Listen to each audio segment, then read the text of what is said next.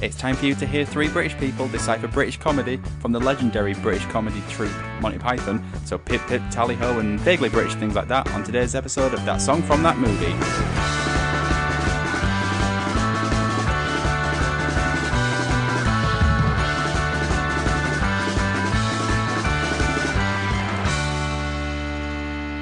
Hey up, thank you for joining That Song from That Movie, the journey through the very best and worst of movie songs. I am your Not the Messiah host, Dietrich, and today we are joined by a very naughty boy in Alex. Very naughty indeed. I'm not the Messiah. I am a naughty boy. I am also not the Messiah. And you're also not the Messiah. That's the earliest we've had an impression. It had to be. It had to be done straight away. It's one of the very few times Alex has done an impression too. Yeah. I know, I wanted to get there before Ben. I could sense it. He wanted that line for him. So Ben hasn't been introduced yet. Who's Ben? I don't know. So he likes to get spat in the face. Ben. now, hi, yes, I'm the guy. Oh, Ben, when did you get here? The guy that's being spat. Well, I was waiting at the door and Alex just was interrupting. Yeah, classic. Make room on the sofa, Alex. Never. So how are we all today? Yep, it's all right day. Weather Is that the weather update. Yeah. Beep, beep, beep, beep. Yeah, it's not too bad. Like, has anyone watched any films recently? Well, I have watched a film. I think it classes as a film, but it might just also class as a steaming pile of shite. Artemis Fowl on Disney Plus. Yeah, it's not one for me. Yeah, so we watched it yesterday, and it's such a bad film. It's just awful. The plot is incoherent. Nothing happens that has any sort of logic or meaning. It's not even sort of like things happen because reasons. It's sort of like nothing happens. Things happen for reasons. Yeah, I can't say it's been at the top of my list. I completely forgot it was even coming out. I remember seeing a trailer once, and it just seemed like, yeah, I'll forget about this quickly. And I did. Well, if you've seen the first trailer, that has all the content that's not in the actual released film. In production, they've basically redone it all and added Colin Farrell as his father. Did they rush it out then? It was originally like a cinema film, was it, that they then put on Disney Plus? Yeah, that's right. Yeah, I don't know if it was rushed out or if whether or not they went, this ain't gonna work. I think they just banked on cut our losses, stick it on streaming service. Yeah, just get on there. Yeah. You guys watched any films? Maybe some are good. Just old stuff. I think La La Land, Labyrinth. I watched Singing in the Rain again. It's funny you said La La Land actually, because I watched Moonlight last night for the first time. Yeah, it's a very tense film. Yeah. It's just the atmosphere of being uncomfortable for like an hour and a half. It's really good though. It's a very good film, but it's one of those ones where you can't really say you enjoy it because it's just like you're on edge the entire time. I've never rushed to watch it again. Yeah, that's exactly what I was saying. Yeah, great film. Don't know if I'll ever watch it again. 8 out of 10. 8 out of 10. Andy Lau, to use the Andy words of Andy Lau. Probably gave Artemis Fowl 8 out of 10. Terrible film. Hated everything about it. 8 out of 10. So today's episode is Always Look on the Bright Side of Life from Monty Python's Life of Brian. So to find out what was happening in the world when the film came out, I go over to you, Ben. Okay, yes, so we will take you back, gentlemen, to November 1979, all the way back.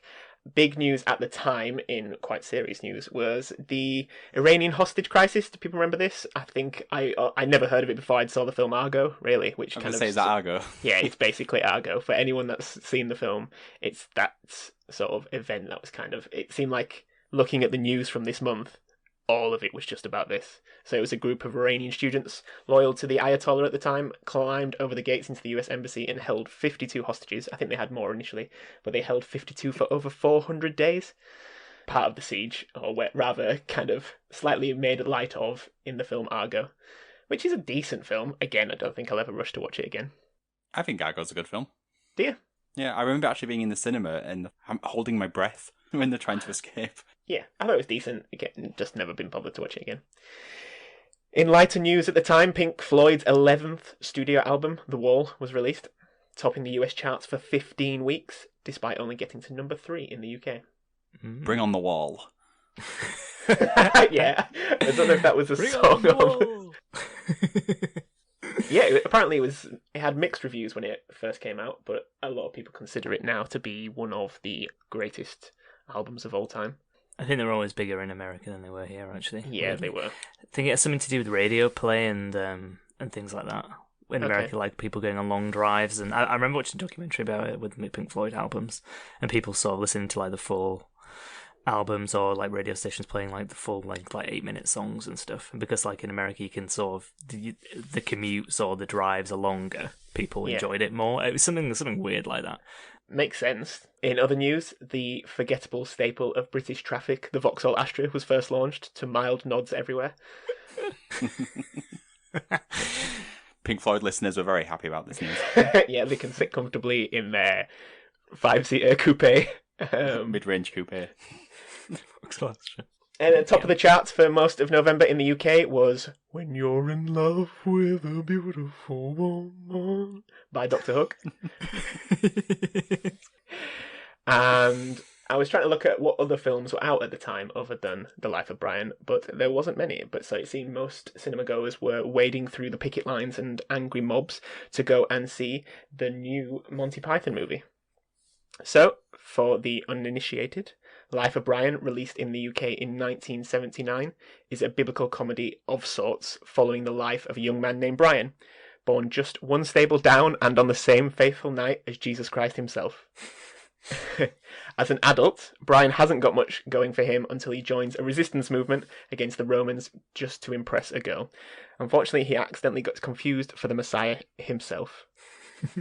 What was the name of the group that he joins, Ben? I'm going to say it wrong. It's the People's Front of Judea. Oh, no, Judea's People Front. I knew I'd get it wrong. I knew I'd get it wrong. No, you got it right. Did I get it right? Yeah, it's the People's Front of Judea. Yeah, it is. Yeah. Okay. I mean, that's a good sort of just example of how quotable this film is. But yes, for you two gentlemen, have we both seen it? And if we have, what do we think? I have seen this film because I am British. Yep, great. It's part of the school curriculum. For all the people that don't live in Britain, you have Monty Python lessons. Like mine was at 10 o'clock every Friday. An hour of just Monty Python lessons, learning about British comedy. Yeah. Ministry of Silly Walks. What are you, Alex? Are you also British? Also British, and so he also had these lessons. No, my dad had he had a VHS collection. That's right, VHS. Just let that lie.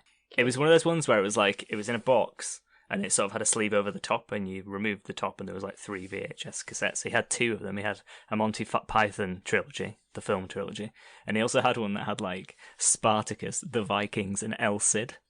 Oh, gosh. Those were his 2 video collections. He had nothing else.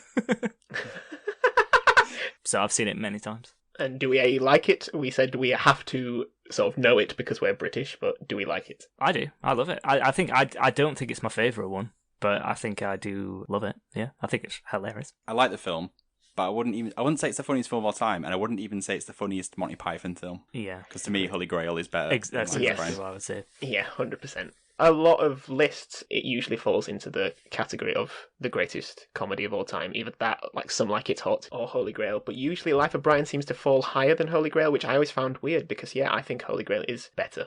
Probably because of his controversy. I mean, that's all I can think.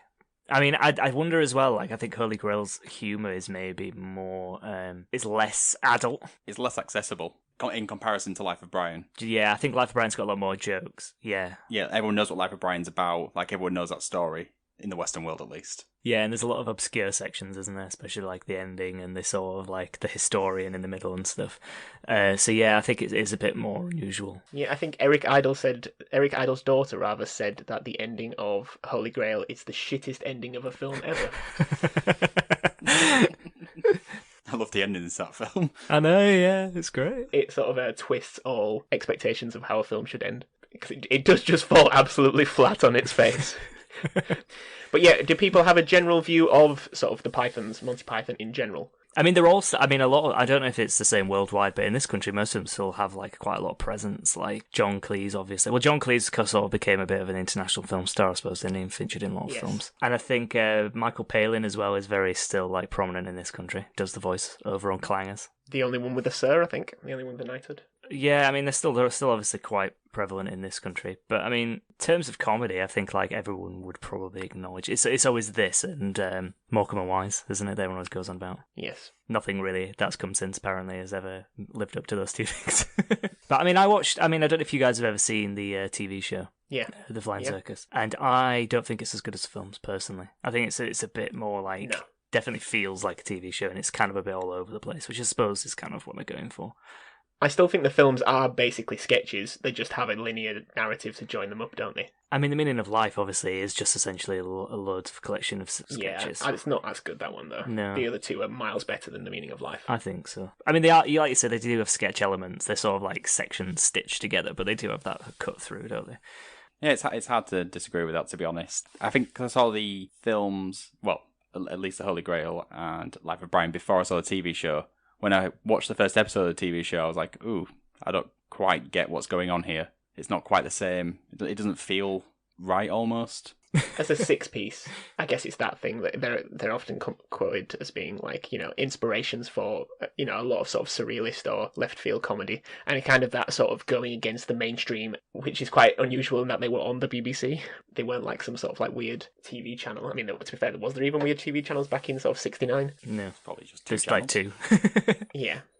Yeah, so there's not much choice. It's funny you mentioned like the two channels there, because like, do you think that helps it get to this sort of position where everybody knows what it is? Because now there's so much choice. Like back then, everyone was watching it. There was no option but to watch this or like whatever was on the other channel. I don't know what time they were on. They're all highly educated. Are they all individuals. Oxbridge? I think they're all Oxbridge. Yeah. Yeah, I think so. I think it was Cleese and Palin, but they had basically a bit of renown already, I think, as like a two-piece, and so that helped some sort of cement. I think they might have even had a TV show before Monty Python. They provided various sort of kooky names to the BBC, and the BBC just picked Monty Python out of a list, and they kind of went with that. Some of the other names are just as ridiculous. Do you have any of the other names to hand? I don't, actually. I could find them, and then we could just fill it in with pauses if you really want me to. Barry Cobra. Let's put it to the listeners. Do you want to hear these names? Say something now. No, they're not. No response. Too late. They show me absolutely no sign. I said at the start that there was picket lines and a lot of outcry around Life of Brian when it came out. People aware of this? Yes. Yeah. So yeah, it was a huge... I mean, even in this country, over in the States and in various places around Europe, it was banned. And there is one scene in particular in which often people considered it blasphemous and heresy, was the final scene. I mean, can we spoil a film from 1979? I'm sure. Yes. Brian, the titular character, finds himself being crucified for his part in a kidnapping plot, and the song, for which we are talking about today, is famously heard and sung by Eric Idle. He's up on the crucifix next to Brian, and he looks very perky, and he tries to cheer him up with a bit of singing, and the song is Always Look on the Bright Side of Life. What do people think of the song? You can't help but smile when you hear it. Yeah, it's very cheery. Yeah, I mean, it's such a classic song, isn't it? And it's just full of all that sort of like ironic humour and stuff. I think as well, like, do a lot of people probably use this as like their funeral song? Do you think? It's the number one most picked funeral song in this country. And everybody knows all the words because we all get taught the words to it. Our Monty Python lessons on Fridays. Yeah, of course, yeah. Yep. Except for the last sort of verse. I don't remember them. Life's a piece of shit. Life's you look at it. When you look at it, yeah. Don't imagine they allowed us to sing that in school. That I remember from my lessons. You got to sing in the Eric Idle way as well. Don't be silly twamps. But yes, and for the unaware, the song was made and released with the film for the film in November 1979. The track itself was released as a double A-side with Brian's song. Do people remember Brian's song? I don't know. It's kind of the title song. Yeah, I forgot about it until I rewatched the film yesterday. It's sung by a 16-year-old called Sonia Jones, who I think did quite a few songs with the Pythons. It's a very tongue-in-cheek song as well. It sounds quite epic, almost like a James Bond theme, if you watch it back over the sort of Terry Gilliam, animation. But the lyrics are like, he has a head and arms, and also, and I think it's that sort of like just Yeah, you listen to it back, it is quite funny, but it's just nowhere near as memorable as the other side, which was always look on the bright side of life. Do-do. Every time he says it, I Yeah. want to say do-do, do-do, do-do, do-do. Yeah, it is, isn't it? It's just a really breezy, upbeat song. Yeah, I think it feels like really British as well, doesn't it? I mean, that goes without saying, but It it's is. sort of like just like the Yeah. tongue-in-cheek nature of it. Yeah, I was going to ask that later, but yeah, it's like the stoicism, the British stiff upper lip, isn't it? It's we'll just get on. We'll be fine. We'll be fine. Don't worry. Yeah. But yeah, as for the song and how it's used in the film, what do people think of this sort of? It is a famous scene, them all up on the cross. I think it always made me sad when I watched it that Brian was going to die. Yeah. Because I just didn't think it was going that way. And because there's all those moments just before, isn't there, where he almost gets released, like the release Wyan, and all that. Release Warwick. But you're not sad for too long because the song kicks in. Yeah, well, exactly. Yeah, I suppose so. Yeah. And there was a moment just before, like, where Jesus comes and like carries the cross for someone else? Yeah, someone's carrying it, and he says, "Let me help you out a second," and the other guy runs off, and Jesus has to take his place in the line. Originally, the cast didn't like the song, and Eric Idle apparently said they never liked anything he wrote anyway. But you can see that infighting. I imagine there was a lot of that. But he said he wanted something to just give it a bit more of an upbeat because they knew it would be a very down note to end on, and they'd already ended with a bit of a slap in the face in Holy Grail. Yeah. So yeah, I find it quite as I don't know, it is tongue in cheek and it's very black humour, but it works for me. I do enjoy it, really enjoy it. I think it is uplifting, like you said. I just think it's because Brian sort of ends up in this situation that just kind of is way beyond him. But I guess that's kind of the full joke, isn't it? That he's just swept along with all this nonsense, basically, and then just ends up dying. But it's like, but you know what? You just gotta look past it, kind of situation. It's just it's just another inconvenience. Yeah, I'm pretty sure he's not singing. No, he's not. He's really, really upset. I mean, it's all the way through, isn't it? He's just confused by basically the sketch comedy that's going on around him. Yeah. The Latin lesson that he gets from John Cleese, the Roman, when he's trying to say Romans go home on the wall. Yeah. Now write it 100 times. Yeah. Never do it again.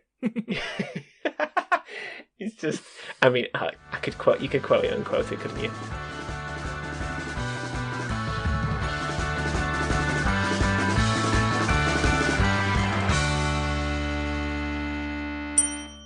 Are people aware of the sort of difficulties that were around the film before it was started? Do you mean like the making of the film? Yeah, well, even before then, I guess. Well, the movie was supposed to be financed by EMI, who, like any sort of movie industry, just thought, oh yeah, Monty Python's cool, this is going to make us some money. And then they finally looked at the script, I think like a week or something. It might have been a week or a month before they were supposed to start shooting, and they were like, well, yeah, we can't make this. Too many people are going to hate this. So they just pulled out. And so I think it might have been Eric Idle again. I can't remember. Anyway, a good friend of the Pythons was George Harrison. And George Harrison refinanced his own house and set up a movie studio to finance the film. Good old guy. Yeah, so basically, because if you look, it's when the opening credits, one of the producers, is George Harrison. The film did quite well. I think it made like 4 times its budget back. I think it was the 4th biggest film in the UK of the year, and I think it did quite well in the States as well. But it's just funny how EMI and people in general were scared that the film was going to upset the masses. I mean, it was banned I think it was, yeah, well, you did, yeah. I mean, I think it was banned in like 39 parishes in the UK, or at least given an X rating. So 18 plus. I think it was banned in Norway. It was banned in Ireland for, I think, decades. And at the time, when it was first released, the song, Always Look on the Bright Side of Life, it didn't get anywhere close to the top of the charts in the UK. That seems so strange. It does, doesn't it? The song, at least. Because of how huge it is now. Yeah. 14 years later, in 1993, it got to number 3 in the charts. 1993? 1993, yes. And it got to number 1 in Ireland, which was quite funny, after the ban. Yeah, in 1993, apparently it was, Simon Mayo. So Simon Mayo, for people unaware, he was a BBC Radio 1 DJ at the time. And apparently he had sort of a knack of taking gimmicky tunes and just giving them a lot of airtime and playtime.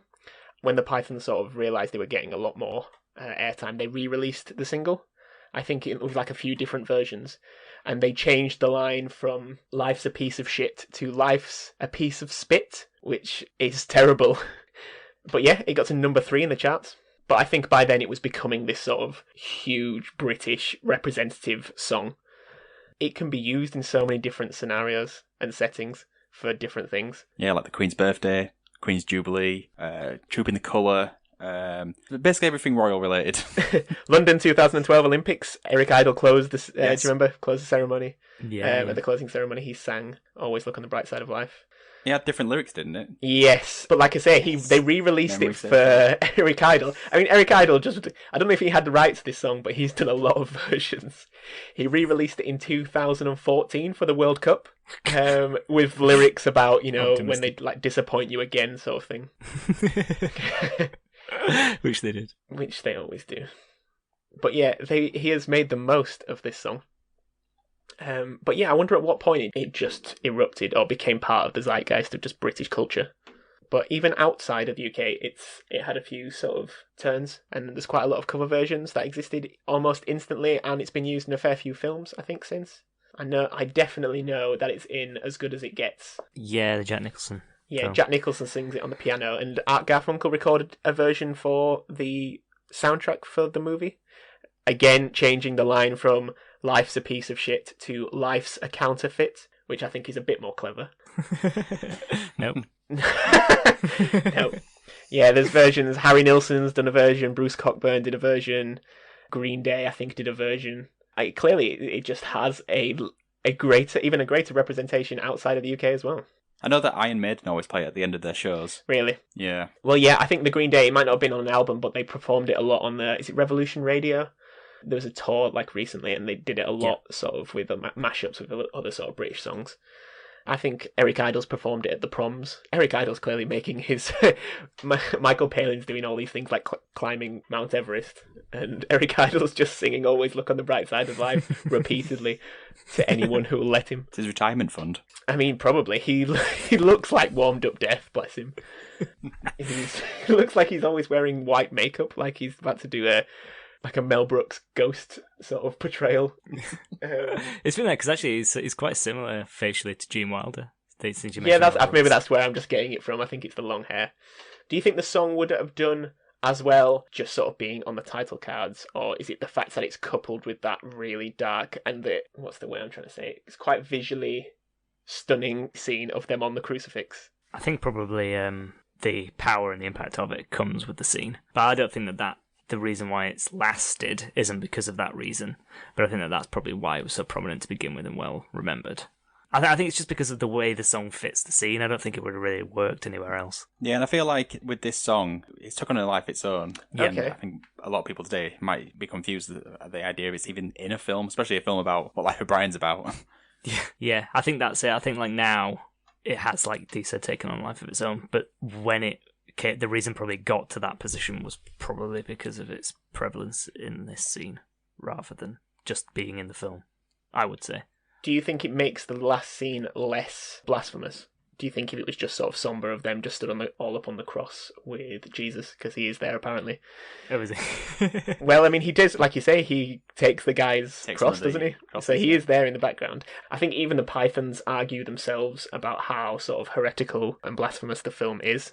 I think John Cleese's very staunch in his view that it's not, that was never their intention, whereas the others have been like, yes, it kind of was. We didn't want to, there'd never been a comedy about religion mocking the birth of Christ. Yeah, I suppose it's mocking the origin of the religion rather than anything else. I think the argument was that Brian is still Jesus. I guess they're making the point of, even from the start, the wise men go to the wrong manger. Yeah. Don't they? But then do they not go to the right one, though? They do, yeah, because they come back and take all the frankincense, myrrh, and go back. Like I was just thinking then, because kind of like Brian is Jesus, isn't he? In a way, that's the joke. But then it's not, because he is there as well. So it's kind of like, in a way, I don't really see it as blasphemous.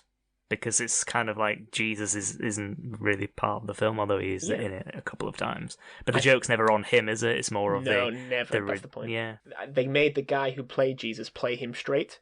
Play him like really sort of as you would, any other sort of biblical epic would play him. Yeah. And I think they're quite kind to him. I think It's just the use of the cross. I think that often it's that last scene of them all sort of up on the cross and making light of it. And I don't know if it's worse because they use the song and make it a bit of a joke, or it would have been worse if it was just them, if they ended sort of again with a bit of a slap in the face like they do Holy Grail and just sort of ended on a dark note. It would have been pretty funny if it ended with them all on the cross and then like the police turn up and say, "Oh, you can't do this. This is blasphemous. This is blasphemous." I can't say it. Blasphemous. There you go. I think that'd have been a good way to end it. Yeah, would have. Turning up in the desert and police cars. Is it a song that is, it's pro-British, it's kind of celebrating being British, like we talked about, that sort of stiff upper lip, or is it kind of a mockery at ourselves? Yeah, I think it's that. Do you think it is just a mockery? Yeah, because they're all just sort of like, we're being killed. It's just, typical. We've got to get through this and then on to the next Don't complain, though. Yeah, don't complain about getting killed wrongfully killed for no apparent reason. Just suck it up and bear it. I mean, isn't that a good feature of British people? I think it is, but obviously they're sort of taking it to that extra degree. I think Graham Chapman plays Brian perfectly at that point because he just looks so like, who the hell is this person next to me singing on a cross? I think John Cleese wanted to play Brian initially, and I just think that's because John Cleese has a bit of a narcissistic personality about himself. Yeah. But I think Graham Chapman was quite the alcoholic by this point. Right. I know he died quite young. I think he died in like 89, I think it might have been. But I think he's just great as it. I think the others do better by being the sort of comedy act around them. And him, yeah. Because he was never the one that I always consider first. It's always Palin, Idol, Cleese as the funny ones, I feel. Yeah, because he's sort of like the straight, not quite the straight man, but that kind of character. Yeah, that's what I think I preferred him. Yeah, 100%. And because he doesn't seem to play anyone else, does he? I think he just plays Brian. Yes, I think so. Yeah, Terry Jones just plays the mum and directs it. Because I always thought Terry Gilliam directed it, since Terry Gilliam has gone on to direct most films. I thought the same thing. He is in it, isn't he? And I think he obviously does the cartoon bits. I think he said that most of the cast didn't like doing the heavy makeup scenes, so that Terry Gilliam often did those. Like, there's a guy, he always plays the ones with like the hunch, or like the, like the heavy makeup sort of look like an ogre sort of a, Igor sort of character. In the prison scene, when Michael Palin's hung up and he's like, "Oh, spat on! I wish I could spat on." He's in there, but he's not really in it, Terry Gilliam, that much. Yeah, is he in that bit where he goes, "He's Matt"? He's the other guy, and then they have that conversation afterwards. Yeah. When we talked about the start about this being one of the best comedies, what do you think is better then? Well, for me, I think the answer is Airplane. Yeah, that's one. The jokes to me are more rapid fire and land more often. There's a few Monty Python ones where I go, instead of actually laughing. The sort of, Airplane's just like a joke every 10 seconds, isn't it? And there's a lot of subtle jokes in the background, whereas Pythons are sort of set up sketches around one joke. Yeah, I think I'd have to agree with you on Airplane maybe there. Yeah, maybe. Every second of Airplane is like is a laugh. Isn't it? Many different types of humour, like a lot of Monty Python's is surrealism, but in Airplane you've got visual gags, you've got punchlines, you do still have surrealism, like with people getting like hung on the plane because they're bored of the story. The horse in the bed. The horse in the bed, yeah. I mean, as far as like the songs then of this Always Look on the Bright Side of Life, is this the best song that the Pythons have done, since they've done a few? The other one that springs to mind is the Every Sperm is Sacred one from Meaning of Life. Yeah. Although I do feel that is mocking Yorkshire people. So I don't know whether we should be in support. But that's pretty good. But that's the Meaning of Life was the last film, wasn't it? Yeah. It felt like there was a lot of production behind that song. I mean, there's like full on like dance number and everything. Yeah.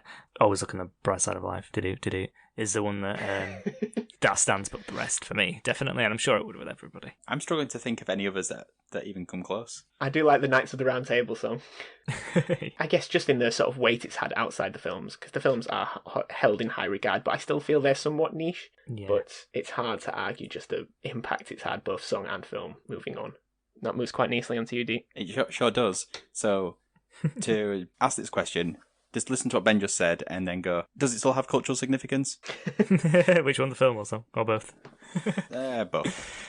Song definitely 100% does, I think. I think, as we discussed earlier, the song has kind of bred its own life after the film and become something other. So yeah, I think definitely, and like I said, Ben said it's the most used funeral song. So I think for that reason alone, you're going to say it still has cultural significance. And I think the film does as well, because like when Ben said, "Can you think of any comedies that are funnier than this?" I think like probably could, but at the same time, it would be quite difficult. And to say that about a film from 1979, was it? Yes. It's quite remarkable, really, that it stood the test of time. It's still really funny when you watch it now. So I'd say both do. And I think as well, it's probably maybe it's lost something in the fact that I don't think it would be, if you watched it now fresh, you wouldn't be that shocked by it. I don't think you'd see it as that controversial. No, definitely. So I think maybe that's something that's been taken away from it, and maybe that's why we prefer Holy Grail in some ways as well. And what about you, Ben? Even though you kind of just answered it. Yeah, I'm just trying to think of something. I mean, on top of everything Alex has said and what I've said before, films that have, or were when they were released, or when you look back now in hindsight, if they've either an outcry at the time or an outcry of more recent, because that's quite relevant with things that are going on. I think it's always interesting to look at films in that historical context of how they were accepted or the impact they had at the time. It's difficult to think of like a subject matter where where it would be parallel now. You know, like something that where it would be controversial but other people accept it. I can't really think what that would be. Yeah. And I think maybe that's a difficulty with shock. There's nothing to shock that much anymore, because if something is shocking, generally there's something not right with it now. So I don't really know what anyone could do to mirror what Life of Brian did. I think because it was the first as well, like they said, there's not many sort of, it's the mocking of religion, which is why, I mean, I know they can argue that it wasn't, some of them, but yeah, it is. And it was not really done before. And I think that's because the climate has changed, I guess, more so over time, and that the sort of foothold of religion in most sort of communities doesn't exist as much anymore. I guess there's a lot of cultures nowadays that are sort of as widely accepting. I don't know what you could make fun of that isn't just downright offensive. Do you look at Life of Brian and consider it offensive? No, I mean, personally, I don't. I think that's why I was saying it's maybe lost some of its importance now. But that's probably because of the path that it blazed, I suppose. But yeah, I agree. Life of Brian doesn't feel like it's punching down on religion. It feels like it's holding up a mirror to religion. Whereas I feel like if you want to be offensive today, you would probably have to punch down on a group or an opinion or an event sort of thing. Yeah, it'd feel more aggressive. It'd feel like harsh. Yeah, like by today's standards, Monty Python's it's quite soft. There's nothing that even like makes you twinge. Whereas nowadays, I think people are so used to being able to see things online. Violence, sex, gore, things like this. It's out there that it's really hard to accept that in a mainstream form while still shocking people. But that's why I think just in a historical context, those films to look back on, they will always have a place to look at and study film, because it means more than just it's a good film. And I think that's a nice segue into the ultimate question. Oh, this is a hard one. Which is movie or song. This is a tough one, I think, as well. Yeah. I've been going back and forth whilst we've been recording, so I will go last. So, Alex, you can go first. Thanks for that. I think actually, I may have said this before, but I feel this is the hardest one so far, because I don't really know what to choose. But I think because I can't allow all those people that have had it as their funeral song to have it removed and stricken from the record, so I think I'm going to actually have to choose a song. The Pythons, I just feel like comedy should stand up because of the influence it's had, and the song is good, and yeah, it's had such an impact, but I just think the films need to be there. It just shows that older films can still be funny, and sort of people should access this sort of backlog of like older films. I think it's good to have these evidence of these films from like the 60s and 70s that still hold up, and that's rare, and we shouldn't get rid of them. Just think of all these silent funerals now, Ben. Right. This came up last week as well. When did movie or song become you get rid of the other one? No, that's how I have to think about Which it. one is that's better? How I have to think about it. A world without Eric Idle's... Yeah, I thought that's what I was doing. It's like Room 101. Well, I'm going song. Yay. Yeah, up the stakes. Yeah, we have to up the stakes. It's get rid of one. Okay, so the ultimate question from now on is which will survive, the movie or the song? Yeah, and we have to write a stern letter to whoever it is, so either Terry Jones or Eric Idle, as the director and the writer, equally of the film and song, who we have to get rid of it. Oh crap, Terry Jones is dead. Please delete that. Well, you know what was played at his funeral? Oh God. I think he died of Alzheimer's recently. I think we probably should go to the outro now. Yeah, please get rid of that last minute. So thank you for joining us today. Let us know what you think about the movie or the song. Which one do you prefer? You can follow us on Twitter, TSFTMPod, and you can cast your vote for which is better as well. Tell us why, though. A lot of people don't tell us why, and it makes me sad. Don't make Dietrich sad. So it's goodbye from me. Goodbye. And goodbye from Alex. Where is he? Sorry, I was looking at the time. I was looking at the time on my thing. Go on then. I am the Messiah now. Fuck off. Oh. And goodbye from Ben. So funny, I'm banned in Norway. Goodbye, everybody. Bye-bye. Bye. Ugh.